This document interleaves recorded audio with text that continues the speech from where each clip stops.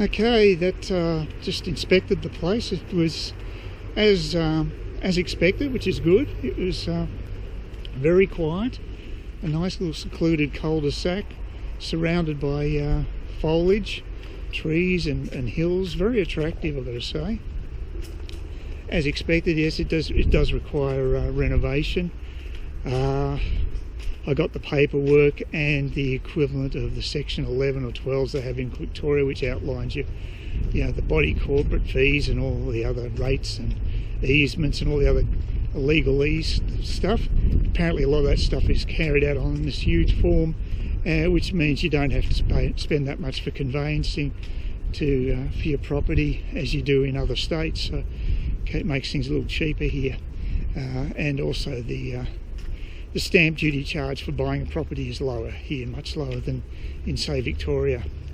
So that's all good. And yeah, the agent said he didn't have any inspections on the weekend yet, but he said he's got a bit of interest in it, and he's got a guy coming from Melbourne who he thinks will make an offer on Monday.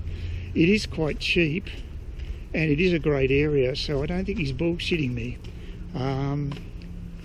I think it is quite a decent price. The body corporate, he said, was $2,200, so that's slightly less than per year, and that is slightly less than the rates, which are $2,400. Normally body corporate would come in at least $3,000 and up. Some of them are ridiculous. They can go up to from $3,000 right up to about $9,000, depending on the facilities and the complex that the flat's in. This flat's pretty basic. There's no pool there, so you don't pay a high body corporate. Most of it's probably tax. I mean, tax. It would be insurance, because the cyclone risk up here, and the insurance companies are charged like wounded bulls. So apart from that, yeah, it ticks a lot of boxes. I don't need a big place. It doesn't. I'd have to get my own furniture, which isn't such a bad thing, I guess. I mean, the furniture I have at the moment is ratty. The bed's good, but the rest of the furniture is not fabulous. So I'd have to spend a few grand on decking the place out. Again, that's not necessarily a bad thing, because you get your own stuff. So I'd have to spend a little bit of money on it, but it would be my place. It'd be my stamp on it. And the biggest bonus, I guess, with it, it's in a fantastic location. It just looks really nice. So I don't know. It's a definite possibility.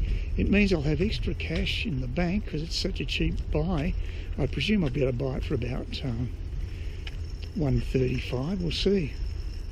He said if he gets another offer, we'll have to put our office in separately, and the highest bidder wins. That's fair enough.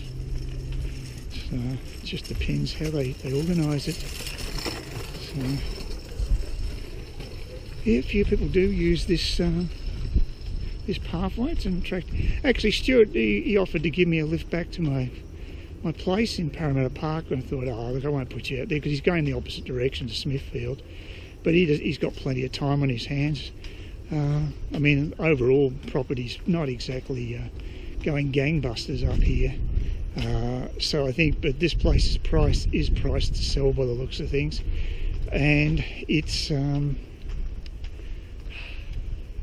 he said that the owner had wanted to renovate a house that she just bought in Smithfield. So that's why she's using a Smithfield real estate agent, and she needs the cash from this sale to basically pay for her renovations. So she wants to get it done quickly. The tenant's on a month-to-month basis.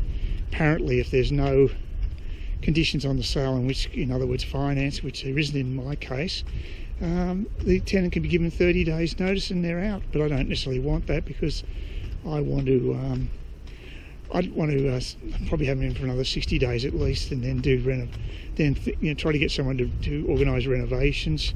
That'll be done while I'm not there,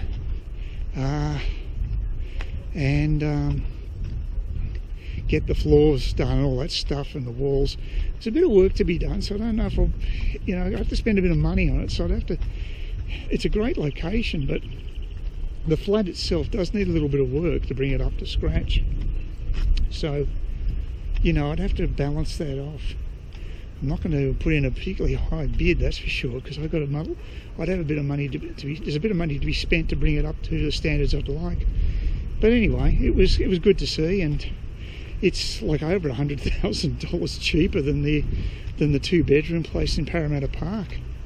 So it does tick a few boxes. I don't. It may be facing slightly to the west, the bedroom window, which has got a great view of the hills. But practically speaking, that could be a problem unless you're allowed to basically put awnings in or something on that wall to protect the sun. You may not be able to with body corporate. They may not allow any external thing to be done like that. So yeah, a few things to be said.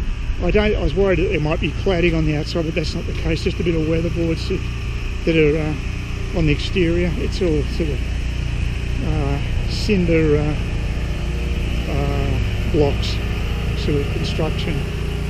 But it's in a lovely street, and that's got to boost its value. And the garden, even though it's very small, it's really well maintained. So